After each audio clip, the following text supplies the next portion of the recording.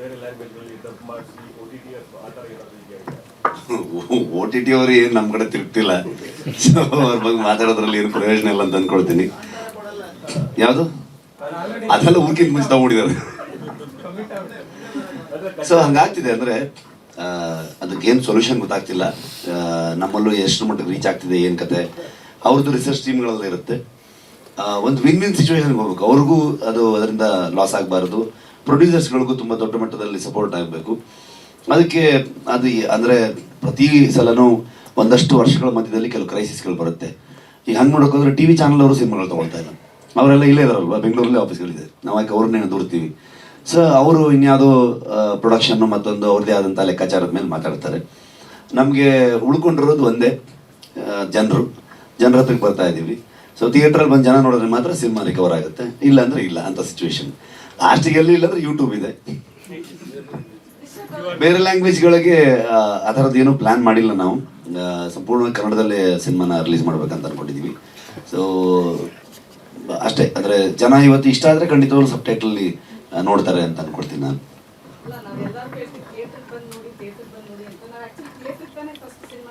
ಹೌದು, ಅಂದರೆ ಪ್ರತಿ ಹಂತದಲ್ಲೂ ಒಂದೊಂದು ಬಿಸ್ನೆಸ್ ಅಪಾರ್ಚುನಿಟೀಸ್ ಅಂತ ಹುಡ್ಕೊಳ್ತಾ ಹೋಗುತ್ತೆ. ಅದು ಎಲ್ಲ ವ್ಯವಹಾರದಲ್ಲೂ ಇರುವಂಥದ್ದೇ. ಸಿನಿಮಾ ಅಂತಂದಾಗ ನಮಗೆ ಈ ಕಡೆಗೆ OTTನೂ ಕೂಡ ಒಂದು ಬಿಸ್ನೆಸ್ ಅಪಾರ್ಚುನಿಟಿ, ಸ್ಯಾಟಲೈಟ್ ರೈಟ್ಸ್ ಕೂಡ ನಮ್ಮದು ಒಂದು ಬಿಸ್ನೆಸ್ ಅಪಾರ್ಚುನಿಟಿ.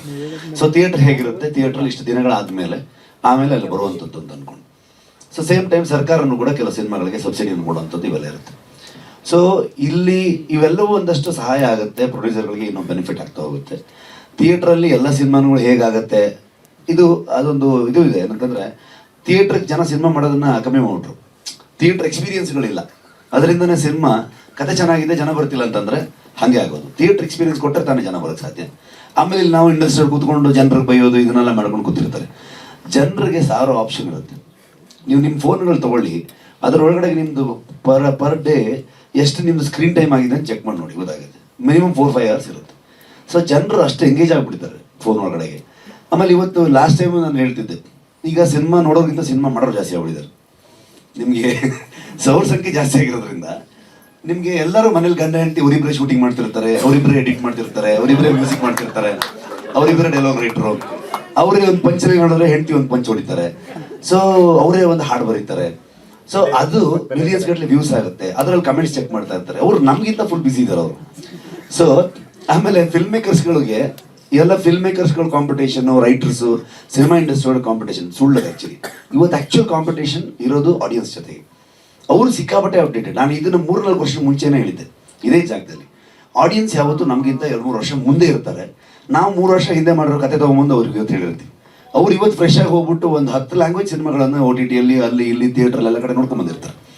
ಸೊ ನಾವು ಅಪ್ಡೇಟ್ ಆಗಿದೆಯಲ್ಲ, ಎಲ್ಲಿ ಅಪ್ಡೇಟ್ ಆಗಬೇಕು, ಅವ್ರಿಗಿಂತ ಸ್ವಲ್ಪ ಮುಂದೆ ಹೋಗೋ ಪ್ರಯತ್ನ ಮಾಡಬೇಕು. ಆವಾಗ ಅವ್ರಿಗೆ ಓಕೆ, ಅವ್ರು ಬಂದು ನಾವು ಮಾಡಿ ಮುಗಿಸ್ಬೇಕಾದ್ರೆ ನಾವು ಒಂದು ಹತ್ರಕ್ಕೆ ಬರ್ಬೋದು. ಅವಾಗ ತುಂಬ ದೊಡ್ಡ ಗ್ಯಾಪ್ ಇದೆ ಆಡಿಯನ್ಸ್ಗೂ ನಮಗೂ. ಸೊ ಅದನ್ನು ನಾವು ಟ್ರೈ ಮಾಡಬೇಕಂತ ನಾನು ಅಂದ್ಕೊಳ್ತೀನಿ. ಸೊ ಹಂಗಾಗಿ ಥಿಯೇಟ್ರೇ ಹೋಪ್ಫುಲಿ ನನಗಿಷ್ಟ ಆಗಿದೆ. ನಾನು ಒಬ್ಬ ಪ್ರೇಕ್ಷಕನಾಗಿರೋದ್ರಿಂದ ಅದೇ ಥರದಲ್ಲಿ ಆಡಿಯನ್ಸ್ಗೂ ಕೂಡ ಇಷ್ಟ ಆಗುತ್ತೆ ಅಂತ ಅಂದ್ಕೊಳ್ತೀನಿ ನಾನು. ಸೊ ಸಾಂಗ್ ನೋಡಿದಾಗ ಜನರಿಗೆ ಎಷ್ಟು ಇಷ್ಟ ಆಗುತ್ತೆ, ಈ ಥರದ್ದು ಸಾಂಗ್ಗಳು ಇಷ್ಟ ಆದರೆ ಅವ್ರು ಬರ್ತಾರೆ. 15ನೇ ತಾರೀಕು ಅಂದರೆ 14ನೇ ತಾರೀಕು ರಾತ್ರಿನೇ ನಾವು ಟ್ರೈಲರ್ ಬಿಡಬೇಕಂತ ಅಂದ್ಕೊಂಡು ಪ್ಲ್ಯಾನ್ ಮಾಡ್ಕೊಂಡಿದ್ದೀವಿ. ಸೊ ಟ್ರೈಲರ್ ನೋಡಿದಾಗ ಇನ್ನೂ ಹೆಚ್ಚು ಕ್ಲಾರಿಟಿ ಸಿಗ್ಬೋದು ಜನರಿಗೆ. ಐ ಹೋಪ್ ಈಗ ತುಂಬ ದಿನದಿಂದ ಜನರು ಥಿಯೇಟ್ರಿಗೆ ಬಂದಿಲ್ಲ ಅನ್ನೋದು, ಭೀಮದಿಂದ ಏನೋ ಸ್ವಲ್ಪ ಜನ ಥಿಯೇಟ್ರಿಗೆ ಬರ್ಬೋದು ಅನ್ನೋಂಥ ನಂಬಿಕೆಯಲ್ಲಿದ್ದೀವಿ ನಾವು ಚಿತ್ರರಂಗ. ಅದಾದಮೇಲೆ ಗಣೇಶ್ ಸರ್ ಸಿನಿಮಾಗೆ ಬರ್ಬೋದು, ಪೌಡ್ರಿಗೆ ಜನ ಬರ್ಬೋದು ಅನ್ನೋವಂಥದ್ದಿದೆ. ಸೊ ಈ ಲೈನಪ್ಸ್ ಇದೆ. ಒಂದು ಹೋಪ್ಫುಲಿ ಚೆನ್ನಾಗಿರೋ ಸಿನಿಮಾಗಳು, ಥಿಯೇಟರ್ ಎಕ್ಸ್ಪೀರಿಯನ್ಸ್ ಕೊಡುವಂಥ ಸಿನಿಮಾಗಳು ಲೈನಪ್ಪಲ್ಲಿ ಇದೆ ಅನ್ನೋ ನಂಬಿಕೆಯಲ್ಲಿದ್ದೀವಿ ಅಷ್ಟೇ. ಸೊ ಅದು ಫಾಲೋಅಪ್ಪಲ್ಲಿ ಜನರಿಗೆ ನಂಬಿಕೆ ಉಳ್ಕೊಂಡ್ರೆ ಖಂಡಿತವಾಗ್ಲೂ ಮುಂದಿನ ಸಿನಿಮಾಗೆ ಬರ್ಬೋದು ಅನ್ನೋಂಥ ಒಂದು ಆಶಾಭಾವನೆಯಲ್ಲಿದ್ದೀವಿ. ಹೇಳುವುದಕ್ಕೂ ಕೇಳುವುದಕ್ಕೂ ಸಮಯವಲ್ಲ. ಸ್ವಾದಿಷ್ಟತೆಯ ಸ್ವಾದ, ತಾಜಾತನದ ಆಹ್ಲಾದ, ಉತ್ತಮ ಆರೋಗ್ಯ ಮತ್ತು ಹೆಚ್ಚಿನ ರೋಗ ನಿರೋಧಕ ಶಕ್ತಿಯ ವೃದ್ಧಿಗೆ ಈಗ ನಿಮಗೆ ಸಿಗುತ್ತಿದೆ ಉತ್ತಮ ಗುಣಮಟ್ಟದ ಪೌಷ್ಟಿಕಾಂಶ. Shri Vaidik millet health mix, ಇದು ಸಿರಿಧಾನ್ಯಗಳ ಸಂಪತ್ತು.